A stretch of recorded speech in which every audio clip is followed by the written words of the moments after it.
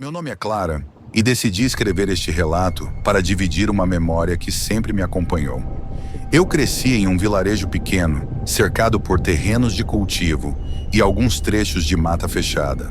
Era um lugar tranquilo onde quase todo mundo se conhecia. Lembro de uma ocasião específica que aconteceu quando eu tinha para 10 anos de idade. Minha mãe sempre me pedia para buscar água na bica que ficava depois de uma trilha. Estreita bem cedo, por volta das 6 horas da manhã, ela costumava dizer que aquela era a melhor hora para aproveitar a água mais limpa e fresca do dia, naquele segundo dia de novembro, data em que muita gente da região costuma montar altares e rezar pelos familiares falecidos.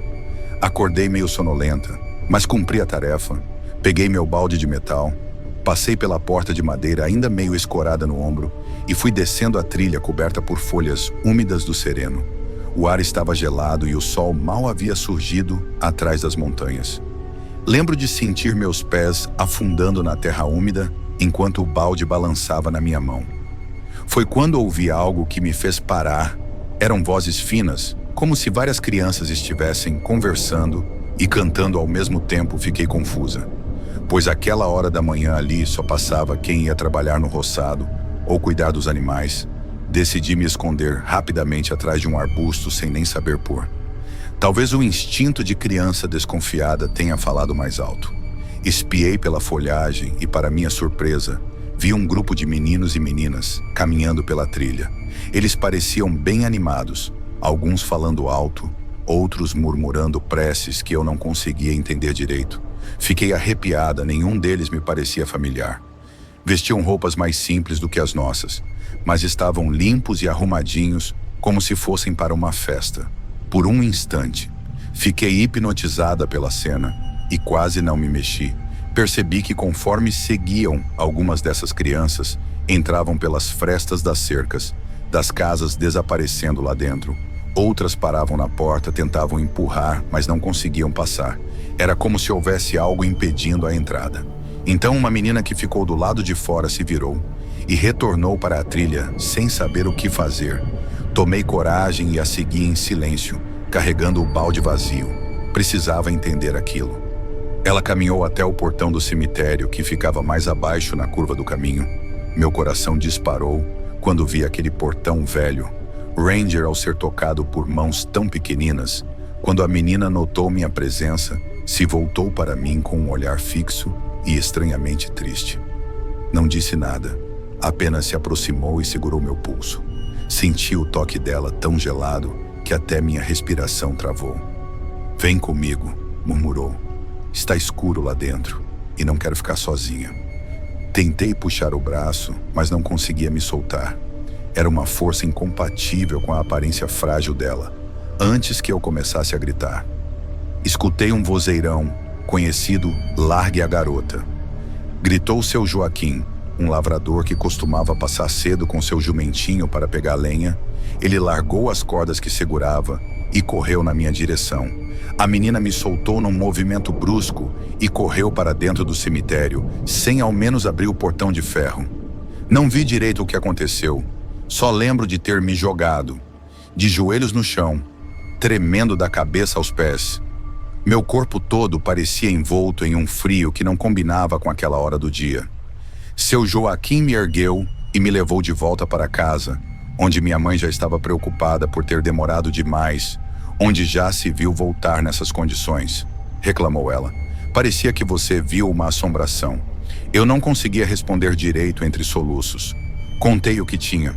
A minha mãe ficou calada por um instante e então me abraçou com um ar muito sério, que naquela manhã ela recheou a mesa de oferendas que havíamos montado. Velas doces, pães e água, tudo arrumado com cuidado. Não disse abertamente que acreditava em mim, mas pelo restante do dia, ela ficou mais pensativa do que de costume. Até hoje, não sei se aquelas crianças eram espíritos de meninos e meninas que partiram cedo demais, se eram apenas minha imaginação de criança impressionada, ou alguma outra coisa deste mundo que eu não compreendo. Mas sempre que chega o segundo dia de novembro, acendo uma vela em silêncio e lembro do toque gélido daquela menina rezando para que ela tenha encontrado seu caminho, longe da escuridão daquele portão, antes de irmos para o próximo relato. Verifique se você já está inscrito aqui no canal e se já ativou o sino de notificação para receber as próximas histórias. Aprecio sua companhia e seu apoio faz toda a diferença. Boa noite. Quero compartilhar esta história para que outras pessoas não enfrentem o mesmo perigo que eu. Há momentos em que o luto e o desespero nos levam a buscar respostas onde não deveríamos. E foi nessa busca que acabei abrindo uma porta para algo que jamais imaginei existir. Nunca me esqueci do dia em que aprendi, da pior forma possível, que orar para nossos mortos no silêncio da madrugada pode trazer consequências irreparáveis. O padre que me orienta hoje foi: claro, rezar por amor ou para conversar é uma coisa, mas implorar favores ainda mais no escuro da noite é como abrir uma porta sem saber o que está do outro lado. E infelizmente eu abri essa porta. Eu tinha acabado de perder a minha mãe, Dona Teresa. Vítima de uma doença súbita, meu mundo desabou. Eu, que estava com meus 35 anos, me vi sozinha, atolada em dívidas, confusões e principalmente em uma melancolia. Sem fim, minha rotina, antes tão simples, consistia em cuidar da loja que havíamos aberto juntas. Uma lojinha de variedades que sustentava a nossa pequena família, desde que eu era criança. Após a partida dela, tudo perdeu a cor, por mais doloroso que fosse. Achei que pelo menos a loja me manteria ocupada, mas em poucas semanas surgiram rumores de que um grande comércio de rede seria inaugurado na mesma rua, a apenas alguns metros de mim. Nem tive tempo de me preparar. Em menos de 15 dias, lá estava o prédio novo, reluzente e cheio de promoções que atraíam todo mundo. Minha lojinha murchou, os poucos clientes que me restaram iam mais por pena do que por necessidade. Eu tinha a impressão de que a cada dia minhas contas e problemas aumentavam. O desespero foi me engolindo aos poucos. Algumas noites eu me sentava em frente ao pequeno altar que minha mãe mantinha na sala, onde ela acendia velas para os santos de sua devoção. Mas eu não queria só conversar ou me acalmar.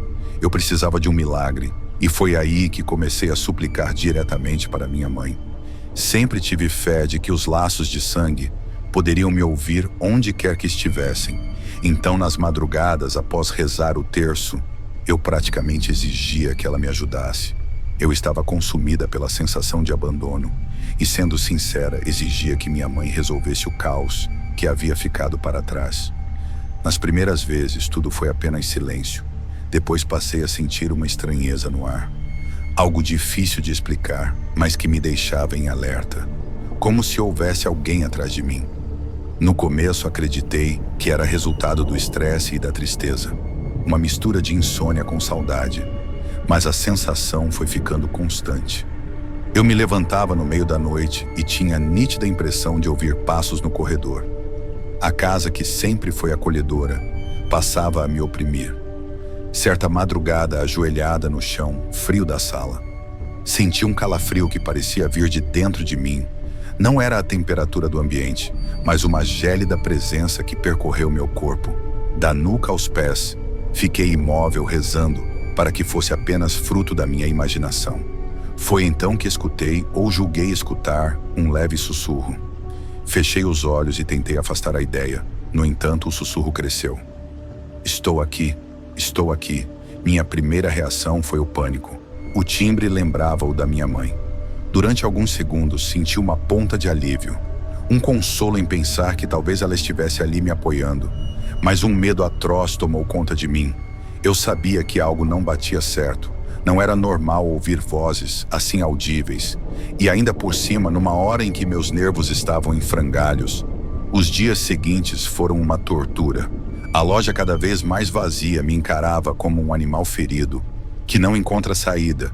As contas se acumulavam, os fornecedores me cobravam e eu não conseguia reagir. Passei a passar mais tempo trancada dentro de casa, sem vontade de comer ou sequer de tomar banho. E todas as noites, quase sempre depois da meia-noite, eu rezava implorando a intervenção da minha mãe. Entretanto, a cada oração desesperada, algo na casa parecia ganhar mais força. Uma noite ouvi um barulho forte vindo do cômodo, onde guardo o estoque de mercadorias. Pareciam caixas caindo. ou prateleiras sendo derrubadas. Peguei uma vela, pois a lâmpada do corredor estava queimada, e segui tateando pela escuridão. Não encontrei ninguém, mas o chão estava repleto de produtos espalhados, como se alguém tivesse passado ali chutando tudo. Nenhuma porta ou janela estava aberta, e eu não via qualquer sinal de arrombamento. Fiquei atônita, sem conseguir entender como aquilo acontecera. Nos dias que se seguiram, presenciei coisas que me pareceram ainda mais estranhas. Objetos mudavam de lugar, sem explicação. Canecas que eu tinha certeza de ter deixado na pia apareciam em cima da mesa. As prateleiras das roupas infantis ficavam bagunçadas, sem que um cliente sequer tivesse entrado na loja. Ainda tentava me convencer de que eu estava apenas esquecendo as coisas. Mas no fundo, a voz que eu ouvira na sala me assombrava. As madrugadas se tornaram insuportáveis. O pequeno oratório com a foto da minha mãe sorrindo parecia me encarar de volta, como se a expressão dela tivesse mudado. Sutilmente, e ainda assim eu persistia nas minhas preces. Desesperadas, eu não queria acreditar que algo ruim pudesse estar fingindo ser a minha mãe. Queria com todas as forças acreditar que era ela me dando algum sinal de que tudo ficaria bem com o tempo. Essa aparente presença que me rondava como um predador passou a interferir nas minhas poucas horas de sono. Comecei a ter pesadelos recorrentes, em que eu enxergava a silhueta de uma mulher parada na porta do meu quarto, contemplando, como se quisesse avançar. Acordava suando frio, o coração aos pulos, mas nunca encontrava ninguém. Algumas vezes, o lampião, ao lado da cama, balançava levemente, sem vento algum. Essa falta de lógica me corroía por dentro. Foi na semana em que tudo parecia ainda pior, sem clientes, sem dinheiro, e com minha fé abalada, que algo aconteceu na loja de rede, recém-inaugurada. Eles pararam de vender alguns produtos específicos, provavelmente por não serem tão lucrativos, e do nada comecei a ter um pequeno aumento de clientes interessados justamente nesses. Pareceu um sopro de alívio, uma chance de não fechar as portas, mas a tranquilidade durou pouco. Será que foi a ajuda dela? Perguntei a mim mesma, numa noite em voz alta, ajoelhada ao lado do altar, por mais aterradora que a situação estivesse. Eu não conseguia descartar a ideia de que minha mãe de alguma forma estivesse intervindo. Então, numa madrugada, decidi pedir uma prova definitiva de que aquela voz era realmente a dela. Eu me sentei na cama, agarrada a um rosário antigo que herdei de minha mãe, e implorei: "Mãe, se é a senhora, me mostre. Mas, por favor, não me machuque. Estou com muito medo." O que aconteceu a seguir me assombra até hoje. Senti algo gelado pousar no meu ombro, uma pressão leve, mas extremamente real. O quarto estava às escuras e tudo que eu enxergava era o contorno fraco dos móveis. A noite pareceu parar no tempo, sem barulho de vento, sem ruídos de carros na rua. Então veio a voz: "Não sou a sua mãe." Congelei, não consegui me mover, não consegui gritar, não consegui rezar. A mão fria ainda pousava no meu ombro quando de repente senti um puxão, como se aquilo quisesse me levantar da cama. Larguei o rosário que caiu no chão, consegui acender a lâmpada do abajur e tudo sumiu num piscar de olhos. Sentei ali tremendo tanto que mal conseguia respirar, sem saber se chorava ou se tentava entender o que acontecera. Foi nesse instante que compreendi: aquela voz não era da minha mãe, e talvez jamais tivesse sido. Eu havia suplicado demais, alimentado algo que se fortalecia no meu luto, na minha solidão e no meu desespero. Quanto mais eu sofria, mais presente aquela coisa se tornava. E quando, por um breve momento, as coisas começaram a melhorar para mim, quando as vendas de alguns itens subiram e eu vislumbrei um fio de esperança, a presença recuou como um animal que perde a fonte de alimento. Hoje meu cotidiano se divide entre tentar tocar a loja e evitar que a minha tristeza cresça, por mais que isso me ajude a manter aquela presença distante. Ainda sinto seus passos de vez em quando. Ainda encontro os sinais dela em cantos da casa que antes eram intocados. Temo que, se eu voltar a desmoronar, ela venha com mais força. O padre, que também dá aulas em um centro comunitário, me recomendou que apenas conversasse com a memória dela. Mãe, sem clamar por milagres ou favores, Disse que a verdadeira fé não se baseia em barganhas, meu. Mas no fundo percebo que havia do que conto. Ele pense que é só reflexo do meu quadro.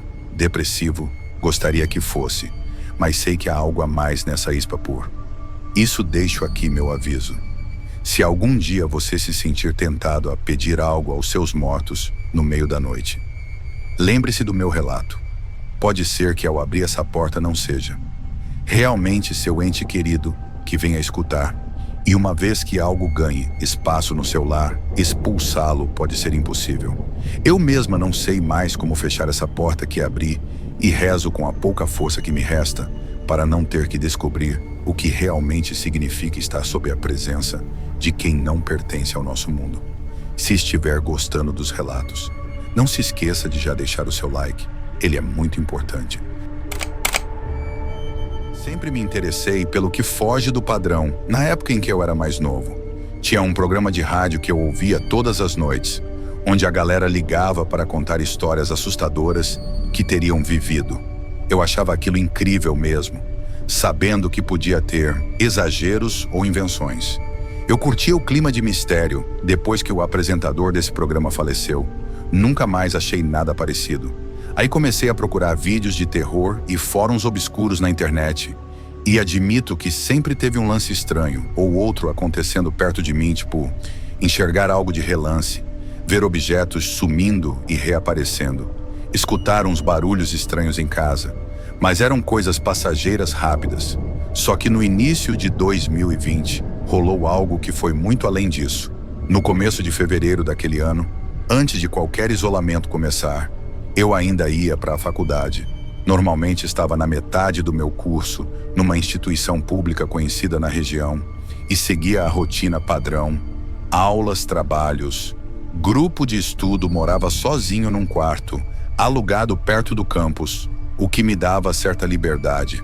Naquela semana, alguns professores tinham viajado para um congresso, então a grade de aula estava meio esvaziada, muita matéria foi cancelada de última hora. Lembro que numa terça-feira avisaram que as 2 últimas aulas, que terminariam perto das 9 da noite, iam ser suspensas, então a gente seria liberado umas 8 da noite. Fiquei até feliz porque era raro voltar para casa cedo quando acabou o cronograma do dia. Já eram mais ou menos 7h50 da noite. Eu tinha marcado de encontrar meu melhor amigo Vitor na saída da biblioteca. Ele morava a uns 10 minutos a pé do campus, veio de outra cidade e alugava um kitnet por ali. Assim que encontrei o Vitor, ele sugeriu: vamos tomar alguma coisa para relaxar, já que a gente saiu mais cedo. Topei na hora, já que não tinha muita coisa para estudar. Naquele dia a gente passou numa vendinha, pegou 2 cervejas daquelas mais leves e foi caminhando devagar até o kitnet dele.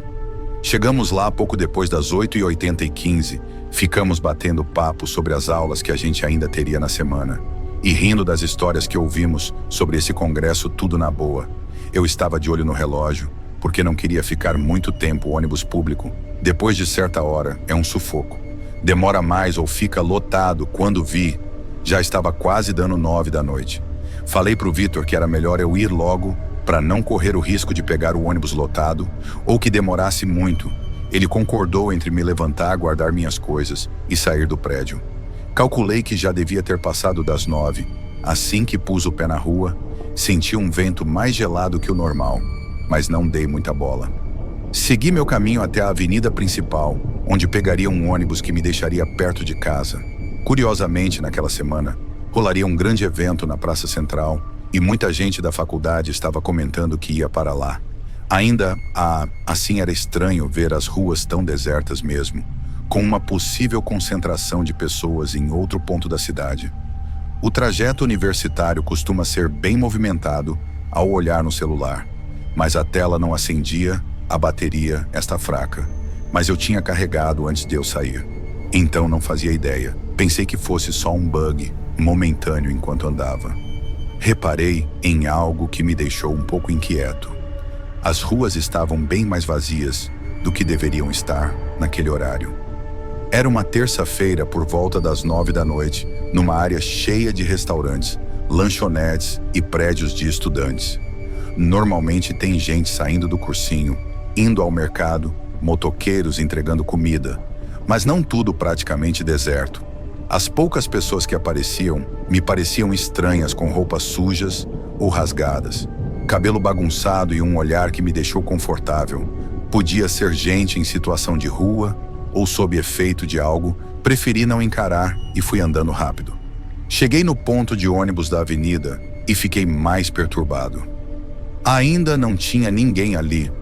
Aquele ponto costuma ficar cheio, principalmente no fim do dia, quando o pessoal volta do trabalho ou da faculdade. Olhei o relógio no celular de novo, mas a tela continuava travada, parecendo presa numa tela preta que não respondia ao toque, pelo meu último registro mental. Eram perto de 9h20 mesmo. Com essa sensação estranha, me encostei no gradil para esperar. O ônibus apareceu uns 5 minutos depois, percebi. Alguém vindo. Pelo canto do olho era um homem de uns 30 anos. Pele morena, cabelo bem curtinho e roupas bem amassadas. A princípio. Nada de excepcional, mas ele andava direto na minha direção. Sem desviar o olhar, parou do meu lado e puxou o papo. "O que você está fazendo?"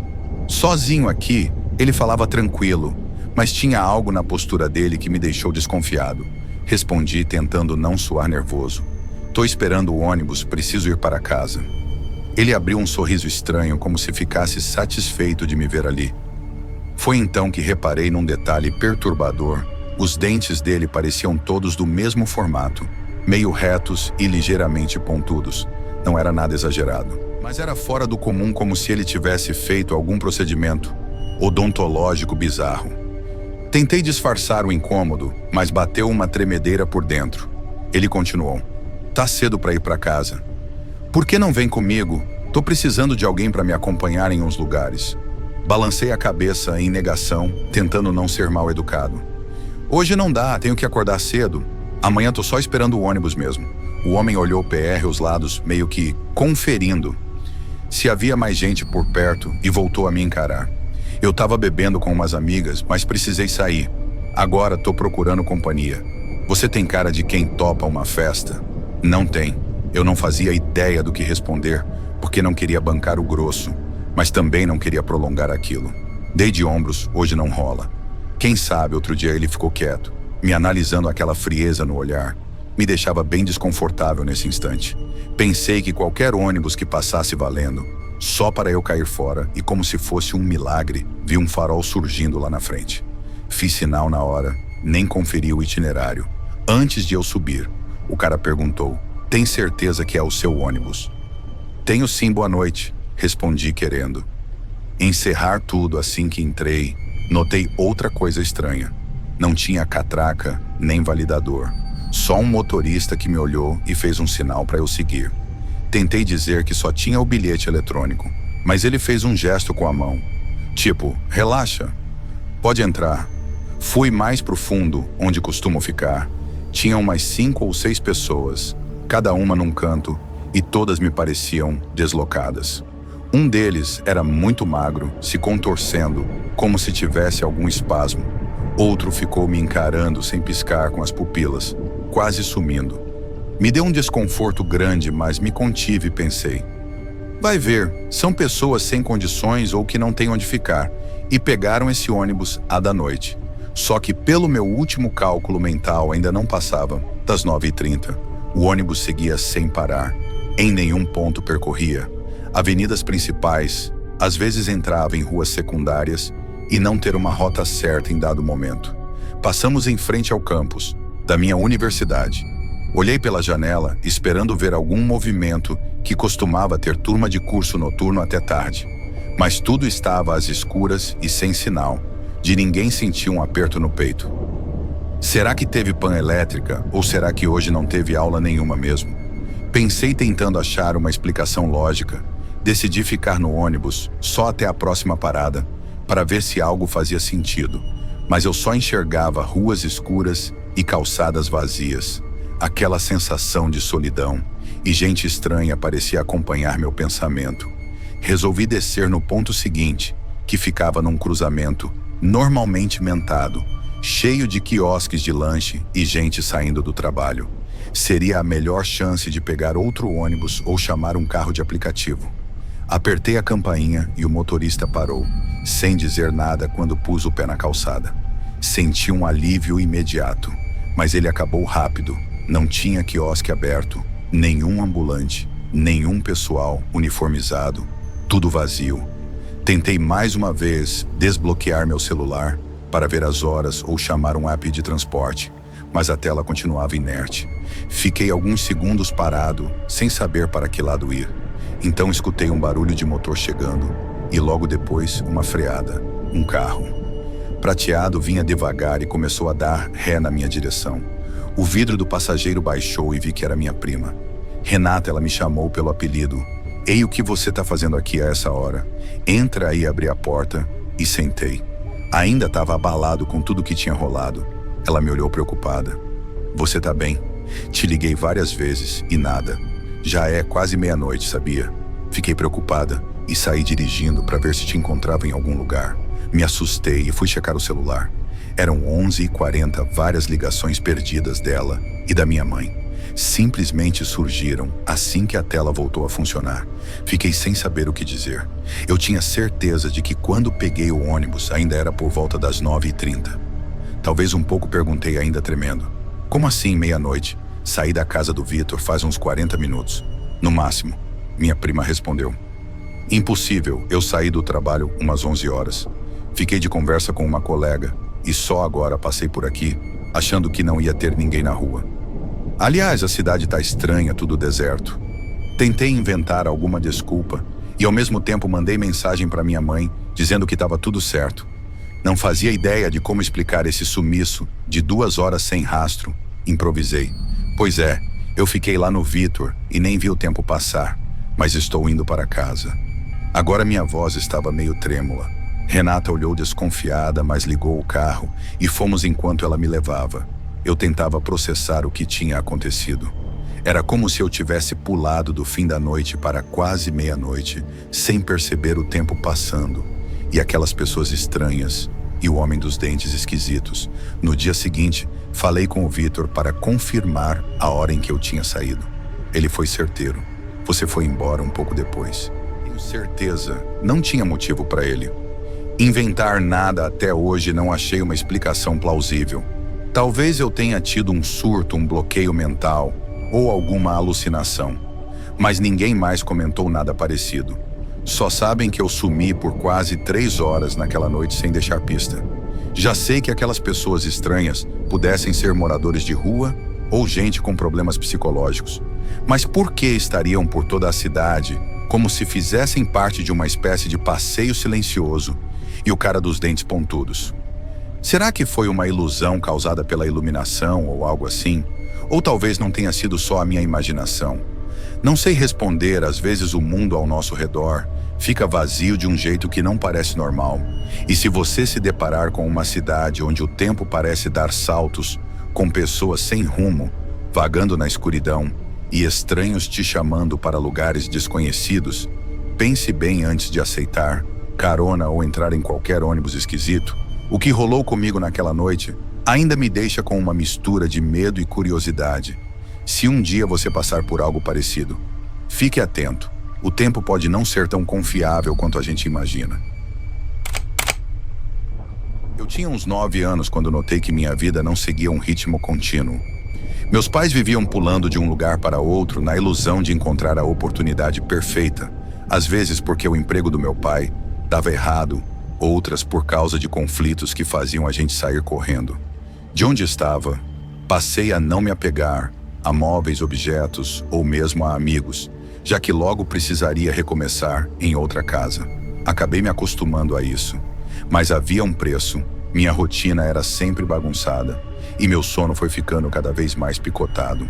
As paralisias começaram quando eu tinha uns 6 ou 7 anos e desde então não me deram trégua.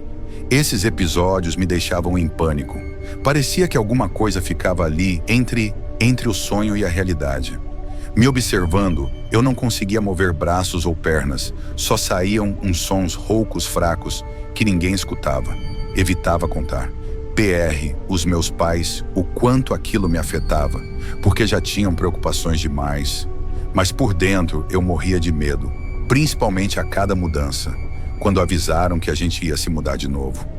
Não me espantei, minha mãe Lorena estava ao telefone com a voz tensa, explicando que a nova casa era fruto de uma negociação meio estranha com a Marina, irmã dela, pelo que entendi. As duas não se davam bem desde que minha tia se envolvera em práticas que minha mãe chamava de coisas esquisitas. Marina fazia feitiços, simpatias, lia cartas e jurava prever o futuro. Nunca soube se ela levava tudo isso a sério, ou se era só um jeito de ganhar dinheiro. O fato é que minha mãe ficava impaciente sempre que o assunto tia Marina surgia. "Você tem certeza de que não tem outro jeito?", perguntou meu pai ao ver minha mãe desligar o telefone. "Não temos tempo nem dinheiro para inventar moda", respondeu ela. "Precisamos só de um lugar onde caiba a gente. E pelo visto a Marina está disposta a liberar o apartamento, se eu quitar uma dívida antiga que ela não parava de cobrar." Foi aí que percebi o desconforto quando ela falava em ceder o apartamento. Minha mãe disse rápido que a tia Marina queria ficar longe daquele lugar, por um tempo, pois estava mal de grana e de saúde. O apartamento era de tamanho médio num prédio antigo e sem elevador, o que já me soava péssimo porque eu ia ter que levar caixas pelas escadas. Mesmo assim, não tivemos escolha. Iríamos nos mudar em poucos dias, estava tudo empacotado. Então minha mãe apareceu com uma exigência esquisita da tia, esperar 10 dias para entrar no apartamento. Nem eu, nem meus pais achamos isso normal, mas para não arrumar confusão, aceitaram enquanto eu ajudava a embalar as roupas. Meu pai soltava uns resmungos falando que essa gente supersticiosa, ele errava de propósito, inventava mania para todos os dias. Se arrastaram até que finalmente pudemos ver nosso novo lar. Chegamos numa tarde abafada, subir as caixas até o 3º andar. Foi bem mais puxado do que imaginei. O prédio era antigo. Corre estreitos, paredes descascadas, janelas altas com grades. Assim que entrei no apartamento, me senti estranho, como se o ar estivesse pesado. As paredes tinham tons escuros, meio roxos em alguns cômodos. Algo que dava a impressão de que alguém tentou esconder alguma coisa, ou criar um clima meio carregado. Tinha cheiro de poeira e tinta velha, e isso me embrulhou o estômago. Meu pai Raul foi checar cada cômodo enquanto minha mãe abria as janelas para deixar o ar entrar. Eu e meu irmão, Lucas, tentávamos arrumar as caixas na sala. Ele vivia implicando, dizendo que eu só carregava as coisas leves de propósito, para não ajudar de verdade. Eu falava que fazia o que dava, mas como ele é 2 anos mais velho, sempre repetia que eu era preguiçoso.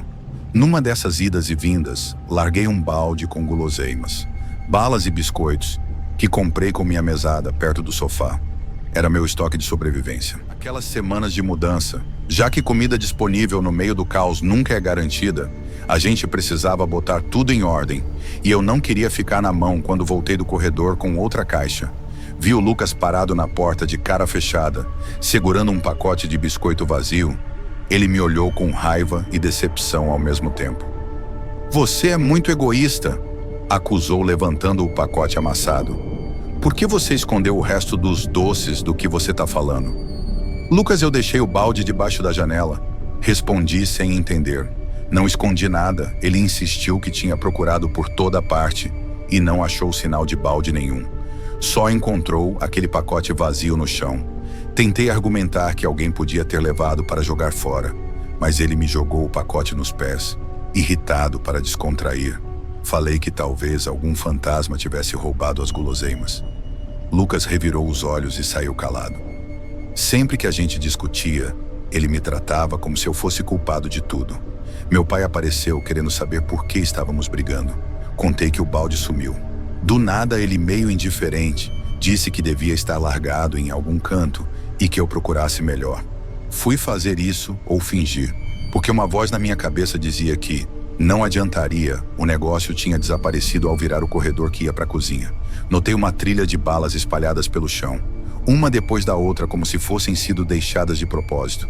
Cada passo que eu dava me deixava mais tenso quando cheguei à cozinha. Vi que a trilha acaba num canto onde havia um painel de madeira, daqueles que tampa ou infiltração. Parei na frente e senti um cheiro forte de mofo que me embrulhou por dentro. Deve ter algo estragado aqui atrás, murmurei para mim mesmo. Cheguei mais perto e bati de leve na madeira. Parecia firme, mas tinha uma frestinha embaixo de onde saía aquele cheiro ruim. Juntei as balas do chão e voltei para a sala, tremendo um pouco. Tentei contar para o meu pai o que vi, mas ele só balançou a cabeça dizendo que eu precisava relaxar, senão iria imaginar coisas. Desisti de insistir. Guardei para mim a ideia de que o sumiço do balde e o cheiro ruim estavam conectados de algum jeito. Passamos o resto do dia limpando e posicionando móveis. Não tempo de fazer grandes. Então, mãe ligou para um conhecido que poderia ir outro dia para ver o estado. Assim, mas a paz durou pouco. Na madrugada do primeiro dia, algo estranho aconteceu. No começo, achei que fosse só mais uma paralisia do sono. Acordei de repente, sem conseguir mexer os braços, e abri a boca para pedir ajuda, mas só saía um som abafado, quase um ronco. A sala estava escura, com um fiapo de luz vindo por baixo da porta. Tentei focar em alguma coisa para me sentir seguro. Foi aí que reparei num vulto no canto, onde havia caixas empilhadas. Meu coração foi, não, era só uma mancha de sombra. Parecia um corpo pequeno e meio curvado, com braços finos e cabelos longos, despenteados que cobriam parte do rosto. Aquilo estava parado, como se me encarasse. Tentei gritar pelo meu pai, que dormia no quarto do fim do corredor, longe o bastante para não ouvir meu barulho fraco, apesar do medo. Forcei o pescoço um pouco e consegui virar a cabeça. Notei que a coisa segurava um balde. Me bateu um choque tão forte que minha respiração ficou entrecortada. Era o mesmo balde de guloseimas que eu tinha deixado perto do sofá. Agora nas mãos daquela figura esquisita.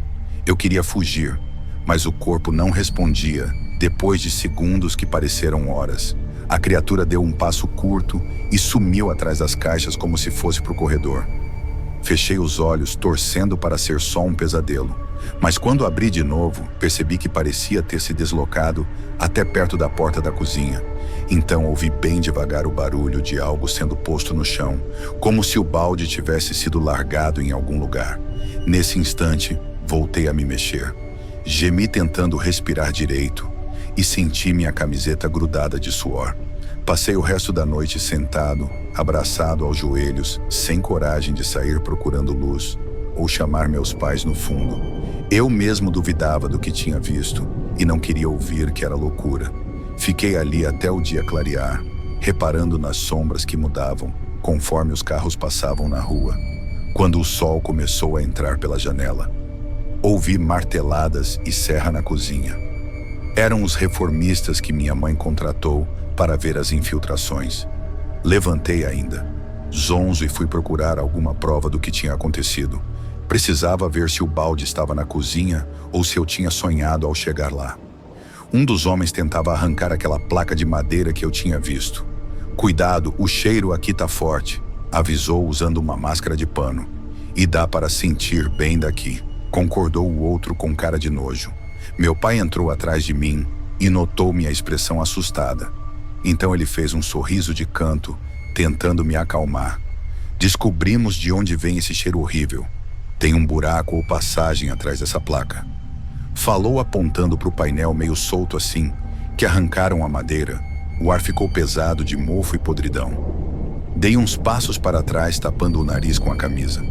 Meu pai fez o mesmo lá dentro. Vi uns rabiscos ou símbolos estranhos, desenhados de um jeito meio amador.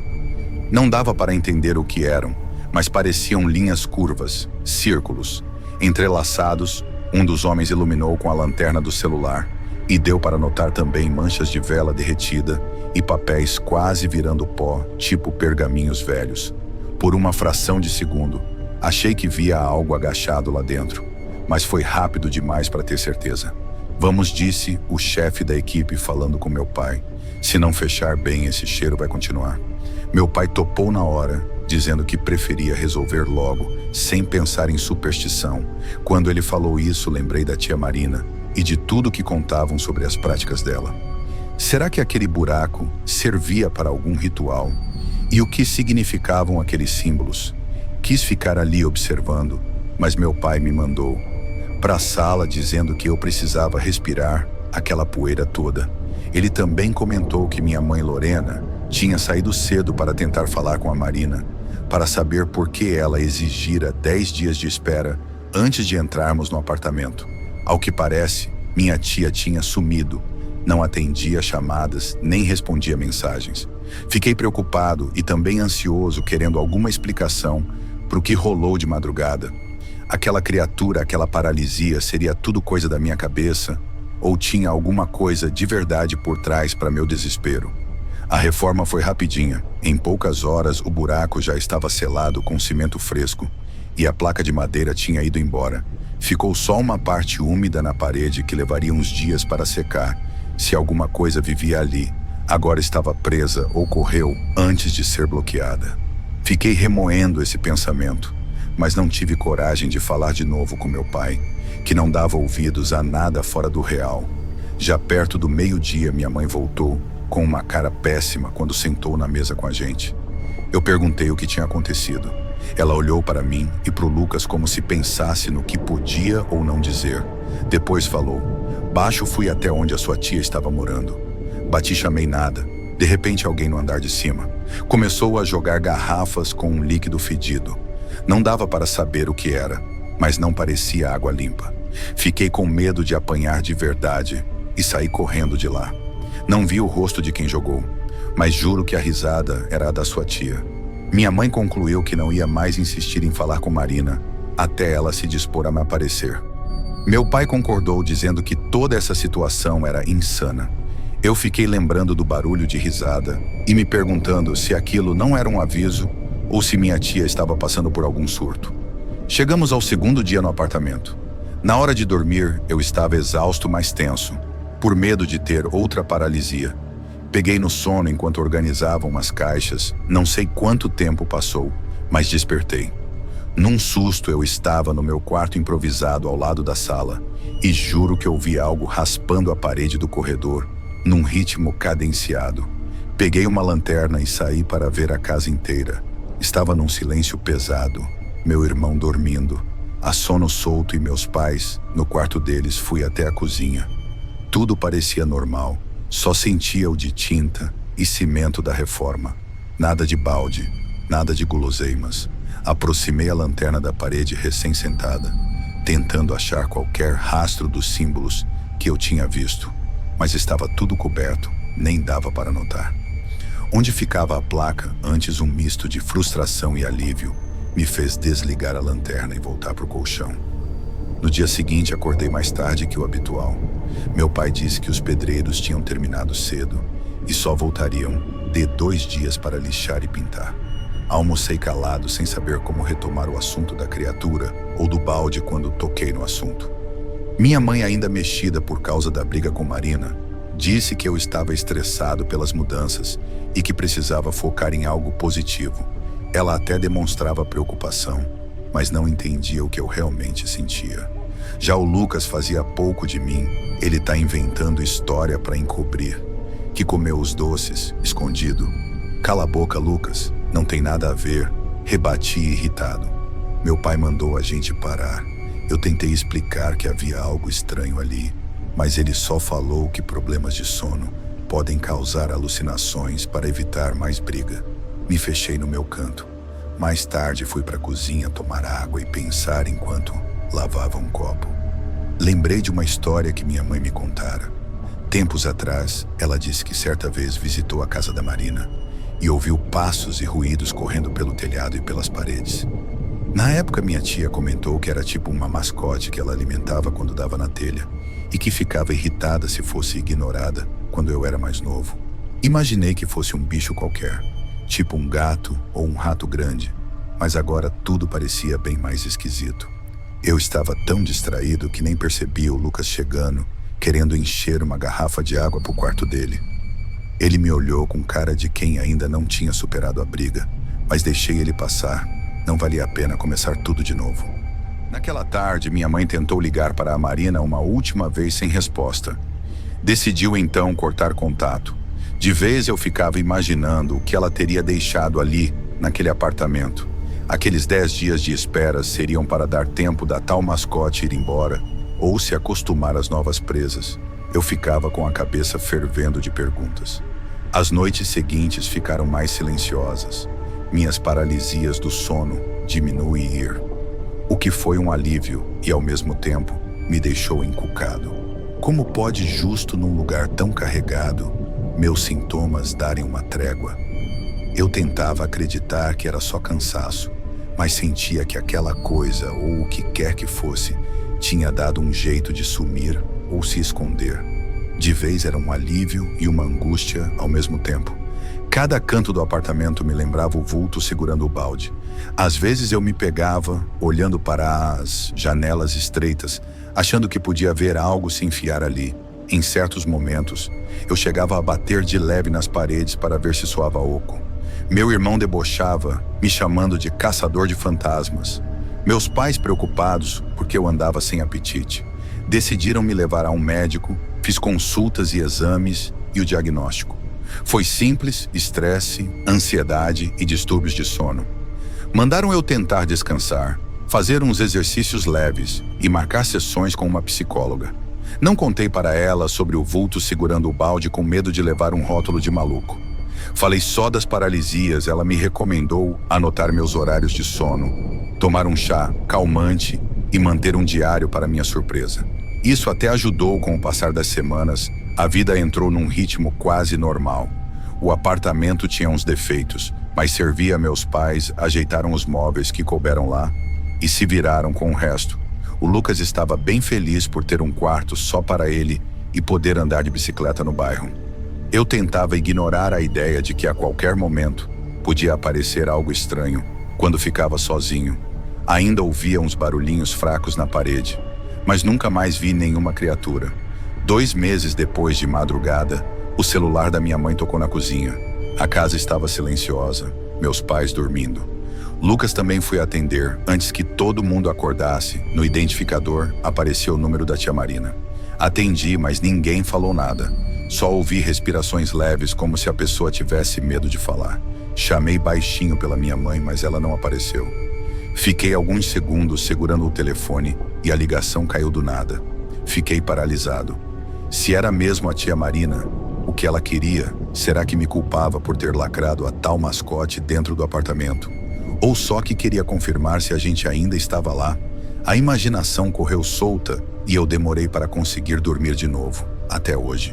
Não sei se tudo que vivi naqueles dias foi real ou fruto do meu nervosismo e das paralisias. Minha tia sumiu e nunca mais deu notícias. Meus pais também deixaram o assunto de lado e a vida andou. Mas de vez em quando lembro daquela figura mirrada com o balde de guloseimas. Fico pensando se ela ainda circula pelas paredes ou se, assim como minha tia, simplesmente desapareceu num mundo que parece sempre mais esquisito do que a gente consegue entender.